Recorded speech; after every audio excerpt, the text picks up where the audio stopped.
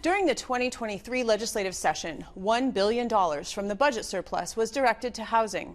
Last week, a bipartisan coalition of lawmakers and advocates called a press conference to outline policy proposals intended to spark the construction of more affordable housing options throughout the state. Senator Lindsey Port, chair of the Senate Housing and Homelessness Prevention Committee, joins me to talk about the effort. Thank you for being here. Of course, happy to be here. Over the interim, your committee traveled the state to get the big picture on the current state of housing and the housing stock and affordability. What did you learn? Well, we learned partially what we already knew, which is that Minnesota is in dire need of more housing. We're over 100,000 units short of what the state needs to really fulfill its housing needs. But we also learned that that looks really different across the state. In greater Minnesota, you have really communities that are trying to grow, and they need workforce housing so that the businesses there can expand. In Rochester, Rochester has an undersupply of 500 units a year, sort of growing. Duluth is in desperate need of more multifamily housing.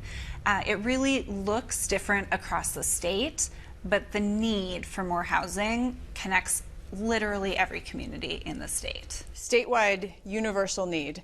A bill sponsored by Republican Senator Eric Lucero would limit regulations on residential development. For example, a municipality could not ban vinyl siding or mandate specific aesthetics like brick facades or steep roof inclines or lot sizes. This has been controversial in the past. Does it remain so? I think it's really changing. The answer is a little bit yes and no. For a small group of people, yes, they really want their communities to look a specific way, to have a specific feel and a specific type of housing built. What we've seen over the course of decades across the country is that those tend to be exclusionary zoning policies meant to keep communities both looking the way they also always have, but also sort of putting up barriers to who can live in them. And what we're seeing from cities across the state is that they are trying to grow. They are trying to grow to meet demand for economic demand, to make sure that their community is moving with everything else. And that sort of exclusionary zoning policy that used to exist is no longer in the interest of the community. We'll certainly still have some pushback on that, I think, but what I really want to highlight is the coalition coming together to talk about these zoning proposals is probably a group of people you will never see in a room working on one thing for any other reason. It is builders and developers, it is Republicans and Democrats, it is city officials, it is housing advocates, it's nonprofit, it's for-profit. It really is a huge coalition that agrees we need to remove barriers to building more housing.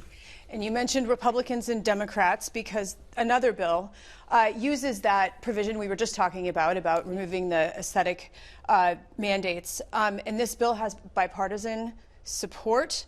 Republican Senator Rich Draheim is on the bill, and DFL Senator Nicole Mitchell is carrying it.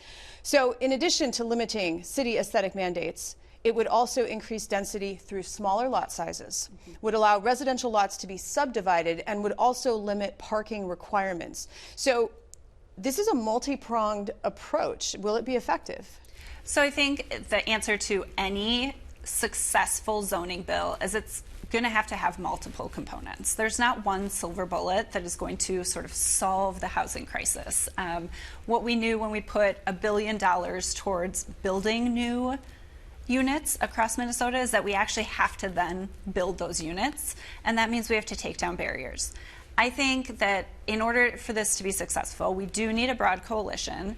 We need folks who are able to look at this from different places, but we're also going to need environmental folks who are able to look at what does this mean for our environment 50 years in the future. We're going to need to work with folks who have concerns about parking, but also aesthetic mandates. It's going to be really a coalition effort, but also a bill that takes from a lot of different areas. And then one other aspect of this particular bill is that cities would have to allow the development of duplexes, triplexes, fourplexes, sixplexes, townhomes, courtyard apartments, small cottage homes, and more. The list goes on residential lots.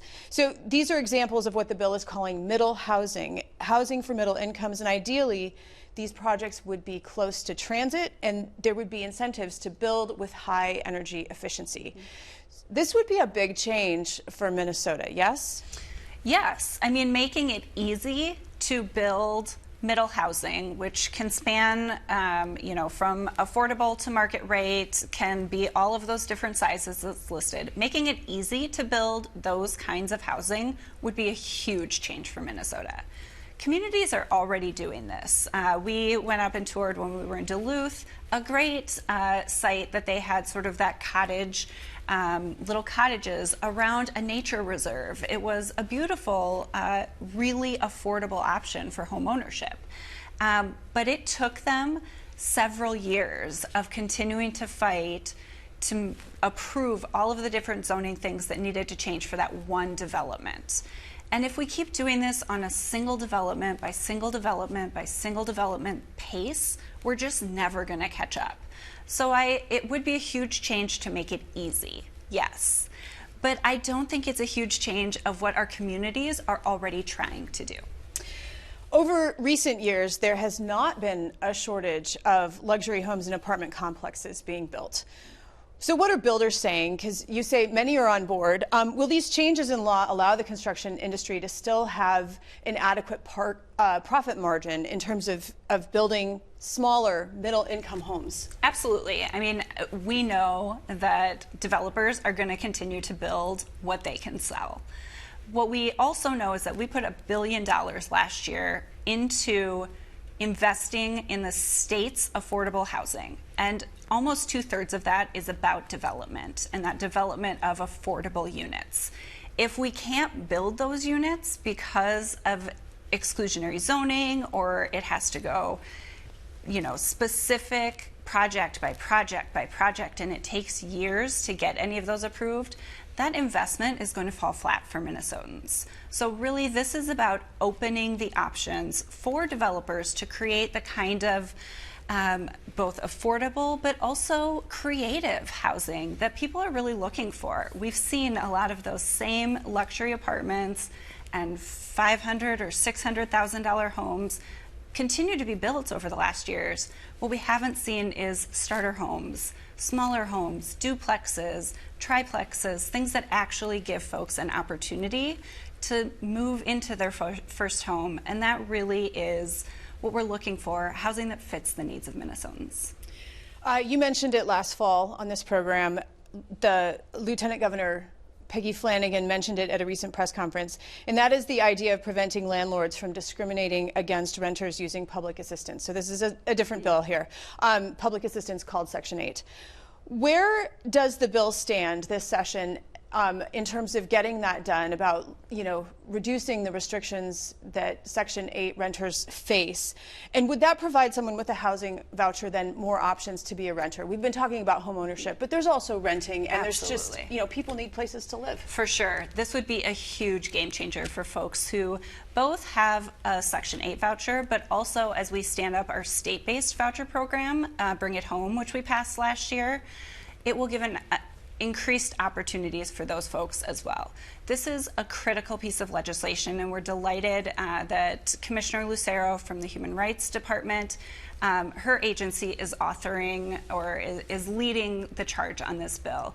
It's already low income or folks who are on public assistance are a protected class in Minnesota. So really, this is already the law. We're just going to clarify it. Senator Lindsey Port, always a pleasure. Thank you. Thank you so much for having me.